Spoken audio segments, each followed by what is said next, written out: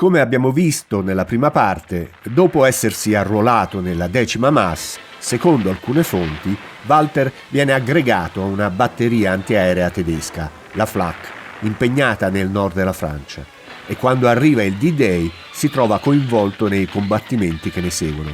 Rimasto ferito, è poi catturato e riportato in Italia, dove viene internato nel campo di prigionia alleato di Coltano.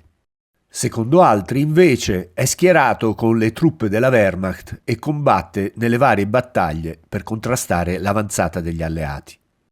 In ogni caso, sempre a Coltano finisce.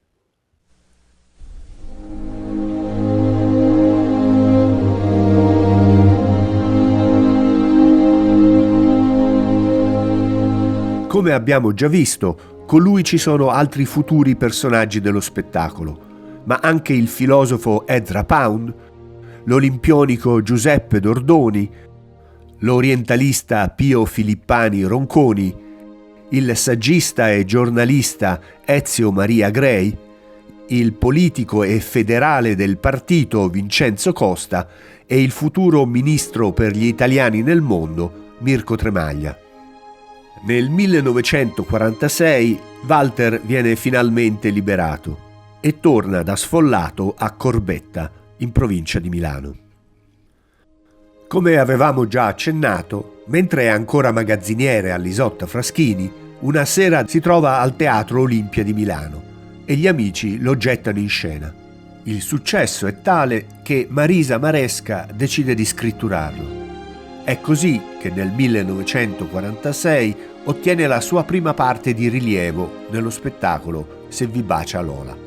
Trasferitosi a Roma, per lui inizia una lunga carriera nel teatro di rivista, dove, oltre che per la bella presenza, si fece notare per le innate capacità di improvvisazione. I suoi successi si estenderanno poi al cinema e alla televisione, e citarli tutti qui sarebbe troppo lungo. Ma nonostante il successo, la sua militanza nella RSI e la sua ruvida schiettezza gli rendono la vita difficile.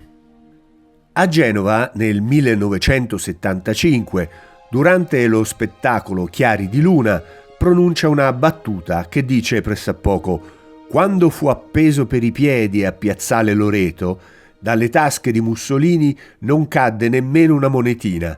Se i nuovi reggitori d'Italia avessero subito la stessa sorte, chissà cosa uscirebbe dalle tasche di lor signori».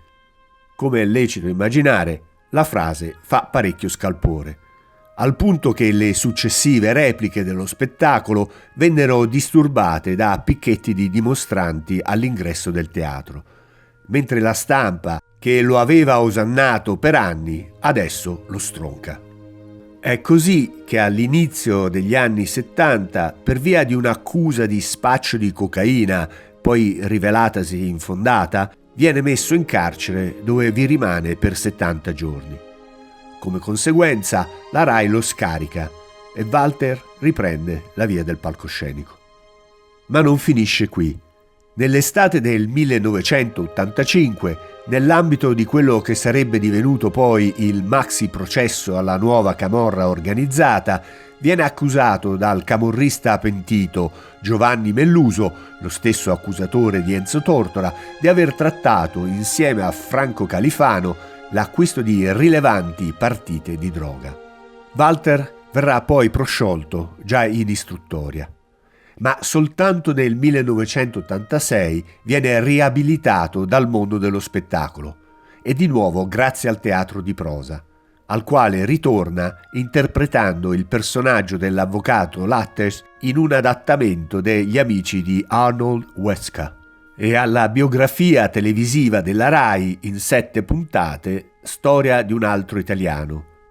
Negli ultimi anni di vita, l'attore sembrava godere di buona salute, tuttavia aveva il cuore un po' affaticato e già nel 1988 fu ricoverato per una lieve ischemia miocardiaca, che fu comunque risolta in pochi giorni. Il 18 dicembre 1991 Chiari si sottopose anche ad un check-up medico al Policlinico San Matteo di Pavia, che lo dichiarò in buona salute.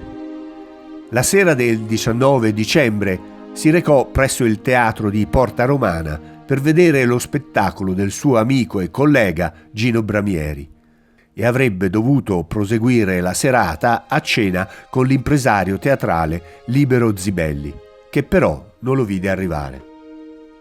Secondo il custode del residence, dove viveva abitualmente da solo dopo la separazione da Patrizia Caselli, nel quartiere Niguarda alla periferia di Milano, Chiari rientra verso l'1:30 di notte, apparentemente in buone condizioni e chiedendo la sveglia per l'indomani. Tuttavia, alla mattina del 20 dicembre, non ricevendo risposte, a mezzogiorno si decide di entrare in camera, dove l'attore è trovato morto, ancora vestito dalla sera prima, seduto in poltrona davanti al televisore acceso. La causa del decesso fu indicata in un infarto miocardico. Viene eseguita un'autopsia, quindi organizzati velocemente i funerali che si svolgono il 21 dicembre presso la chiesa di San Pietro in Sala, vicino al Teatro Nazionale, dove l'attore spesso si esibiva quando recitava a Milano.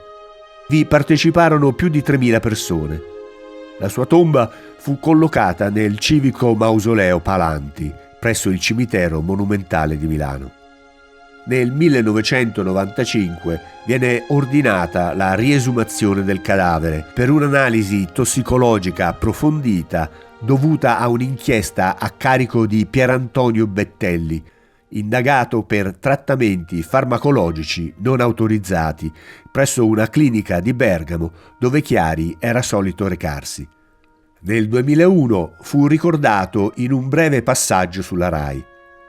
La sua memoria fu portata avanti dal figlio Simone, quando nel 2011 fu istituito il premio Walter Chiari, il Sarchiapone, dedicato a giovani comici emergenti. Bravo! Vieni su! Ciao Belfiore, passa qui! Cosa ci racconti, bel ragazzo?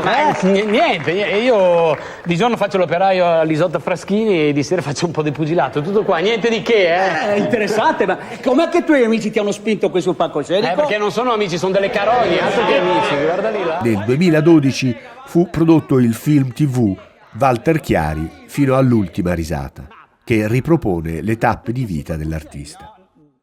Uno se veste dei fiori, tutti se vestono dei fiori. Sì. Uno se veste, che ne so, della lattuga, tutti se vestono della lattuga. Vabbè, per questo, guarda, stiamo zitti perché ai nostri tempi uno si è vestito di nero, tutti vestiti di nero. Walter Chiari non nascose mai il suo servizio nella RSI, né lo rinnegò.